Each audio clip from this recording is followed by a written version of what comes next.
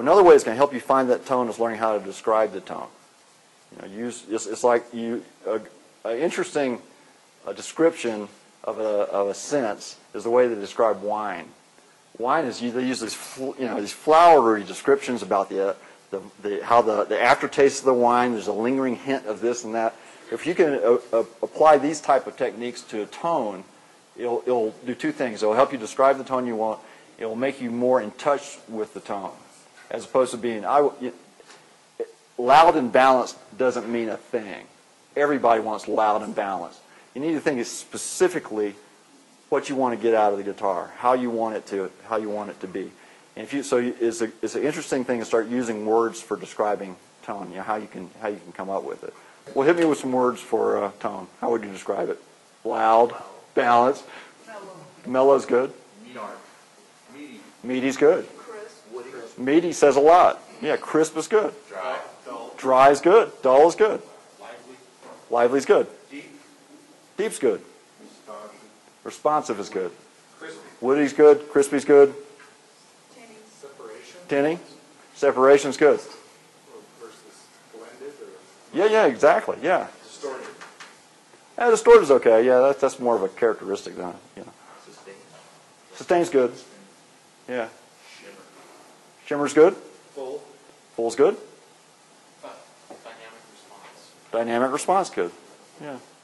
So, in terms of learning how to make your guitar sounding great, or you need to become more in touch with the tone of it. This is getting into that touchy-feely stuff. And one of the ways that you can become more aware of tone and more attuned to tone is describe it. Don't just feel it and hear it. Put it into words. And if you have trouble describing it, it's going to help you define it better. As you struggle with what is that? What does that sound like? If you struggle with putting that into words, it's going to make you become more aware of it. And you're opening this awareness to tone is going to really help you when you're trying to squeeze the tone out of that wood out of your own guitar. So this is a valuable exercise to do this. Now, my guitars, the way that I like my guitars, just to give you an idea, my attack on this is when you play one of my guitars, I want it to come to full voice rapidly. I don't want it to decay. If it comes too fast, you have a pop. I don't want a pop. I want it to be powerful and swell to its full voice rapidly.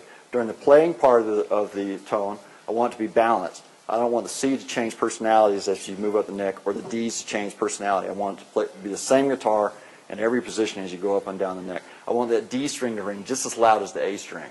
I want the E string to ring just as loud as the low E string. I want a balance. I want an evenness. I want a fullness. I want it to sound like it's a 30-year-old guitar, a 1-week-old guitar crispness to it. I want that richness, and I want the crispness. I want it all. And then in the end, I want a long sustain, but I don't want the sustain to drop like this. I want the sustain to drop and then get a second life, and then come at the end. And after it's all over and said and done, I want there to be a memory of it. I want you to remember how wonderful that was, and there to be a sense of it in the air, even when it's not singing anymore. That's what I want.